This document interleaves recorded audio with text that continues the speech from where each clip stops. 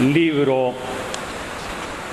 del eclesiástico Siráside era de los textos que se ocupaban en aquel entonces para educar básicamente a la clase dirigente, a la clase gobernante de Egipto, de Israel y de los alrededores. Por lo tanto, no nos extrañe que como una consecuencia de la sabiduría del que vive según los preceptos del Señor, hoy nos hable sobre la amistad.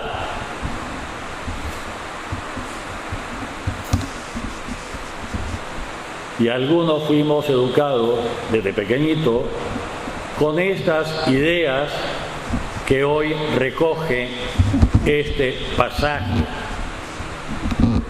Ser amable con todo, desde luego. Estamos leyendo el capítulo 6, versos del 5 al 17. Ser amable con todos. La familia nos decía, no porque el otro se lo merezca, sino porque vos no podés comportarte de otra forma. Así es que el otro sea un cretino y te trate mal, sé amable con todo. Date tu lugar. Cuando era muy chiquito uno le decían el apellido, las obligaciones de familia, que después reflexionando de adulto como motivación no está mal, pero habrá que pasar de lo que es estrictamente familiar, el orgullo familiar, a la realidad de hacerlo por amor.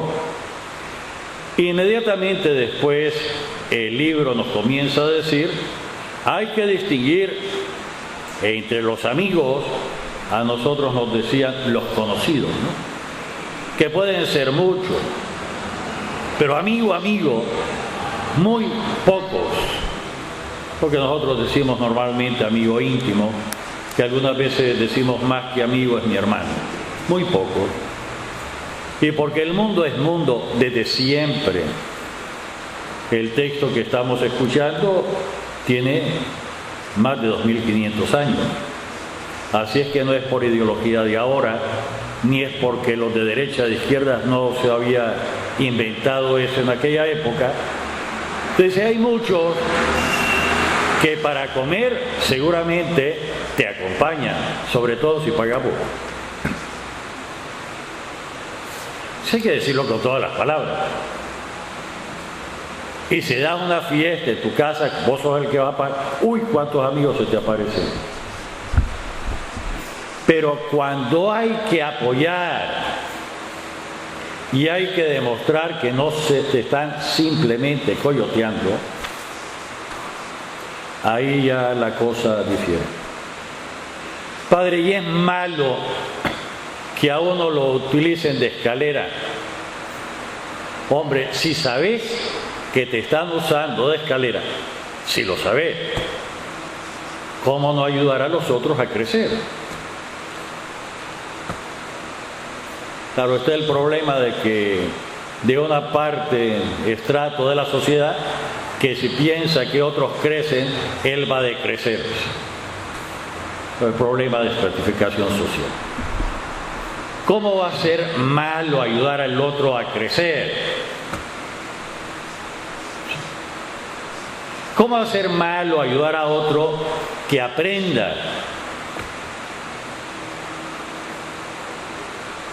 Si uno de los males que han calzado incluso en nuestra iglesia, es de aquellos que se hacen los dueños del saber y entonces no quieren que el otro aprenda y así supone que él es el que sabe. Cuando pasa eso, no solo hay una perversión incluso del amor, del cristianismo, sino que hay un empobrecimiento de la persona. Va a decir, padre, pero eso solo pasa aquí. Si hay algunas lunas, me tocó estudiar en Salamanca, en mi superior donde vivía, yo era religioso, era decano de la pontificia, Y me dice, Ariel, vos venís de Nicaragua con aquello, ¿por qué no me haces un relatito de lo que es la Iglesia Popular? Le digo, con gusto. Y me dice, y lo voy a poner en el archivo en un lugar donde nadie lo encuentre, solo yo. Y le dije, espérate un momento. Si voy a trabajar, ponelo en el archivo donde tenés que ponerlo para que el que quiera verlo lo pueda alimentar. Si solo vos vas a saber, significa que de vez en cuando vas a irlo a sacar, te vas a hacer tu articulito y me estás aprovechando de escalera. Eso no se hace. Digo, Salamanca, España. No se hace. Y nos calza y nos pervierte incluso lo que tienen que ser las estructuras de mando de iglesia. El señor obispo me decía hoy en la mañana que el Papa le ha jalado las orejas a los obispos italianos. Hay una situación muy especial, ¿no? Y ya les dijo que nada, olvídense de andar buscando hacer carrera y aprovechar la diócesis para subir a más. Y es algo que lo tendríamos que tener más que claro, más que claro. ¿Y qué es lo que tenemos que tener claro? Capítulo 12 de la primera carta de Pablo a los Corintios, el de los dones. A cada uno nos da el Señor dones para la construcción del cuerpo de la iglesia, no para construirme y mucho menos para hacerme un corrillo de que yo soy el que sé, el otro no sabe, y peor si comienzo a desautorizar al otro porque no piensa como yo. Padre, ¿qué está diciendo? Algo que lo sabemos, todos lo sabemos. Si hablamos de la noble profesión de la medicina, sabemos que el diagnóstico siempre es una conjetura. Por eso cuando hay unos casos que son difíciles, incluso los propios médicos o remiten a la especialista o hacen un consejo de médicos. Algunas veces lo hacen solo para cobrar más y eso es otra cosa, eso es corruptela. Pero compartir lo que yo pienso y estar seguro, ¿cómo no lo vamos a hacer eso dentro de la iglesia? ¿Y cómo vamos a hacer dentro de la iglesia, yo soy el que sé, el otro no sabe, y esconder incluso para que el otro no pueda llegar? O peor aún, cuando tengo que asesorar al obispo o a la autoridad, decirle solo las cosas parcialmente. Estoy repitiendo lo que dijo el Papa Francisco hace un par de días. De tal forma que manipulo incluso al obispo. Eso no se hace, ni en la iglesia, ni debe de hacerse en la sociedad civil, llámese gobierno, o llámese empresa privada, o llámese relación con los demás, o llámese la vida que tenemos en el hogar. De andar acusando, chismeando, que yo no tuve la culpa, la tuvo el otro, y predisponer a... Eso no se hace, y está mal. Eso no es ser amigo. No se extrañen, por lo tanto, que el Evangelio de hoy, durísimo, le digamos al Señor, santifícanos en la verdad. Y habría que decir que ser santo es ser distinto, ser diferente. ¿Diferente qué? A lo que me dice el mundo. ¿Qué me dice el mundo? Y me lo sigue diciendo. No seas tonto, en realidad dicen otra palabrita, ¿no? Aprovechate que las ocasiones se presentan muy poca vez. ¿Qué es corrupción? No seas tonto, si eso lo hace todo el mundo. Y no vas a tener otra oportunidad. ¿Y por qué vas a decir la verdad? ¿Y por qué vas a pedir permiso? ¿Y por qué vas a decir dónde estás? ¿Por qué? Y pervierten lo que debería ser espontáneo en nuestra vida de todos los días. Santifícanos en la verdad. Jesucristo es la verdad. Y la verdad existe, y existe verdad absoluta. Y no solo existe la verdad absoluta, sino que podemos conocer la verdad y la podemos transmitir. Más aún, tendríamos que vivir en autenticidad, es decir, en verdad. Sabiendo desde luego que hay procesos de aumento de conciencia, de conocimiento, y por lo tanto el conocimiento que yo tenga de la verdad siempre es perfectible. Siempre puedo conocerlo mejor, más profundamente. No se extrañen de que precisamente en el Año Santo de la Fe el Papa nos haya ordenado estudiar el catecismo y nos haya ordenado estudiar los documentos del Concilio Vaticano II.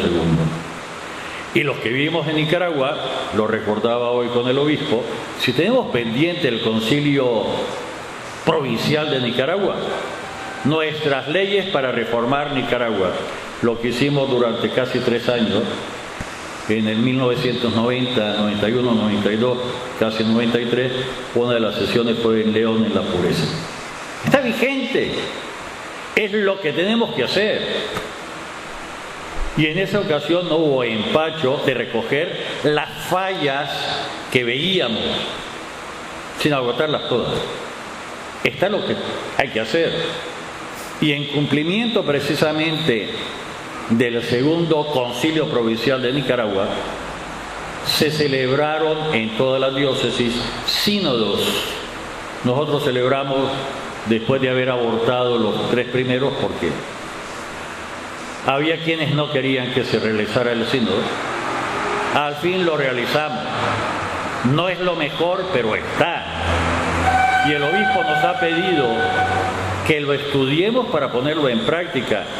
¿Cuándo lo vamos a hacer? Es muy fácil decir, sobre todo cuando han pervertido mi información, es que Monseñor Bosco nunca lo va a hacer porque no tiene pantalones, porque no tiene fuerza. Tenemos que hacerlo nosotros.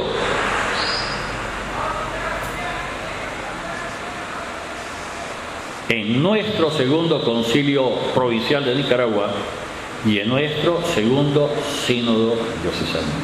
¿Cuándo vamos a hacer lo que tenemos que hacer? Santifícanos en la verdad. Pues de la verdad hay un caso específico que le ponen en este bellísimo Evangelio de Marcos, capítulo 10, versos del 1 al 12. Se acercó unos fariseos para poner en prueba, para ponerle una trampa a Jesús. Y le preguntan que si le es lícito al hombre divorciarse de su mujer.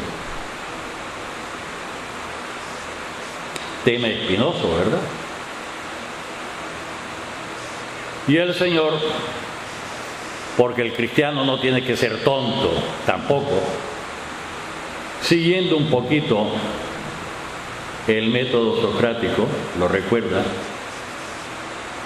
es un fariseo especialista en Sagrada Escritura, le pregunta qué prescribió Moisés. Este es un hebraísmo, porque qué prescribió Moisés es una referencia directa a la Torá. La Torá es la ley es la parte por el todo, el Antiguo Testamento. Saben que los judíos dividían el Antiguo Testamento en la Torá, los Nevi'im y los Ketuvim. La ley, los profetas, los escritos. Y algunas veces solo dicen la ley y los profetas y otras veces solo dicen la ley, o en este giro muy bonito que dice Moisés, que prescribió Moisés, que establece la Sagrada Escritura sobre esto. Y la pregunta es preciosa cuando se piensa, ¿por qué dice la palabra escrita? Y lo pregunto yo, que soy la palabra hecha hombre. No quiero alargarme sobre este punto, pero es bellísimo para reflexión. Y ellos le contestaron: Moisés nos permitió el divorcio mediante la entrega de un acta de divorcio a la esposa. Y Jesús contestó: Moisés prescribió esto debido a la dureza de corazón de ustedes. Lo traducimos en lenguaje de la calle. En eso Moisés se libreteó.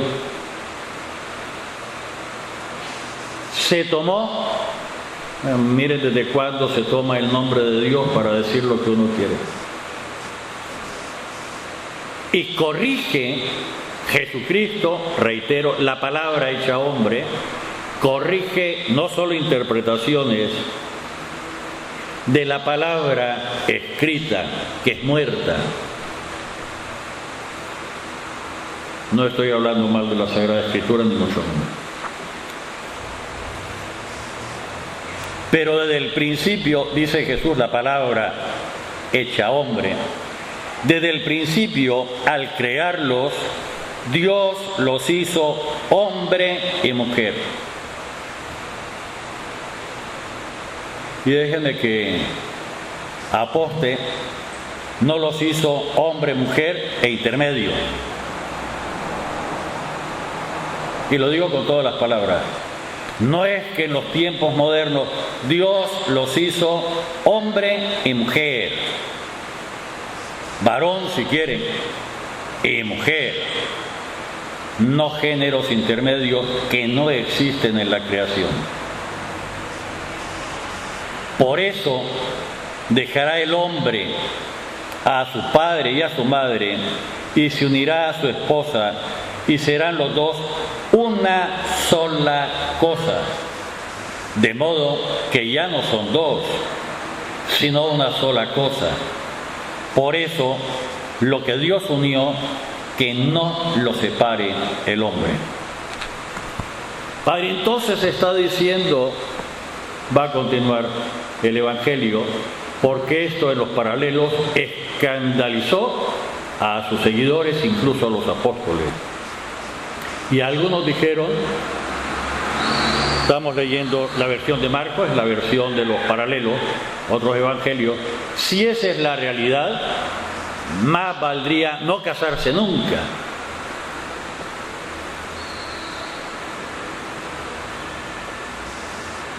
Déjenme tardarme un poquito. Miren, el matrimonio no es para cualquiera. El matrimonio es toda una vocación de Dios.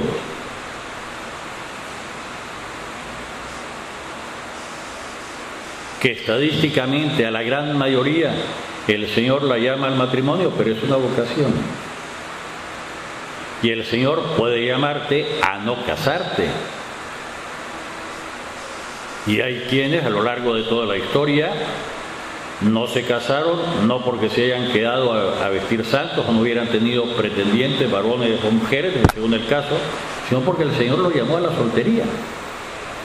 Estamos los sacerdotes y está después la vida consagrada.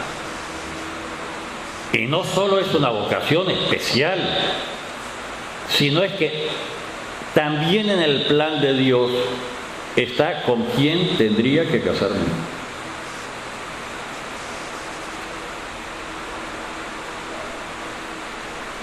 Padre, ¿usted está inventando? Sí.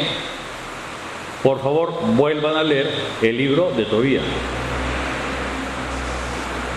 Y es precisamente San Rafael, el arcángel, que le enseña al chavalo dónde escoger novia, a quién escoger como novia, e incluso le enseña cómo pasar la luna de miel, comenzando por la noche de boda.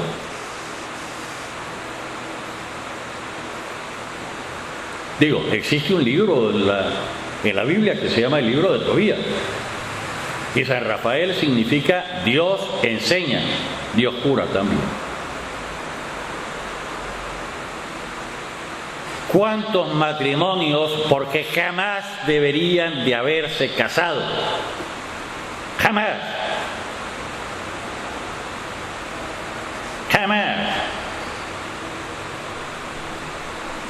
¿Y cuántos matrimonios hay un rito muy bonito, pero no hay sacramento? Nuestros tribunales eclesiásticos investigan sobre si un rito de matrimonio fue o no sacramento.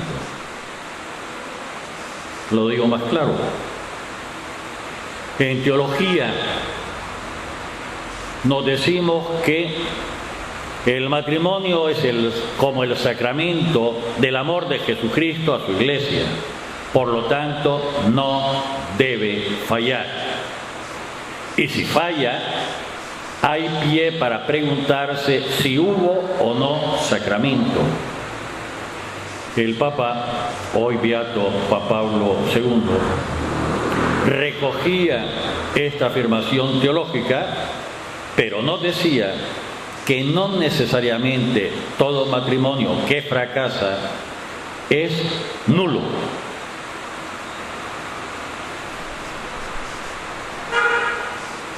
Lo repito, si un matrimonio falla por la razón que sea, uno tiene pie para pensar si existió o no sacramento. Pero no necesariamente un matrimonio que fracase es porque no hubo sacramento. Y eso hay que investigarlo en un tribunal.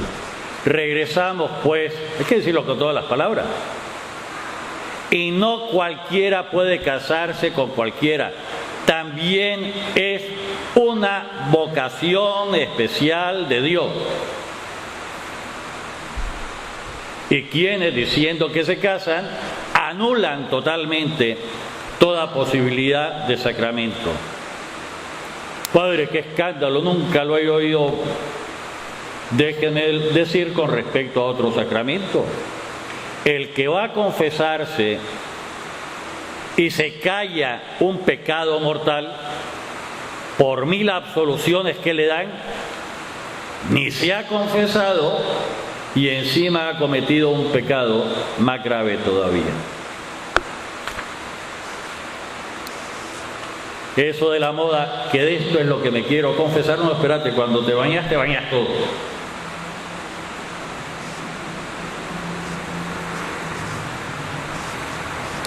Si no, pregúntenlo a su párroco o léanlo en el catecismo. Ya en la casa, los discípulos le volvieron a preguntar sobre el asunto. Jesús les dijo: si uno se divorcia de su esposa y se casa con otra, comete adulterio contra la primera. Y si se divorcia de su marido y se casa con otro, comete adulterio. Hay algunos que quieren corregir a Jesucristo. No es más fácil decir que no creen en Jesucristo. Hay algunos que quieren que la Iglesia cambie estas palabras de Jesucristo. Dejaríamos de ser Iglesia, por lo menos de Jesucristo. Padre, ¿y entonces qué hacer? Con toda la caridad. Decir toda la verdad, toda.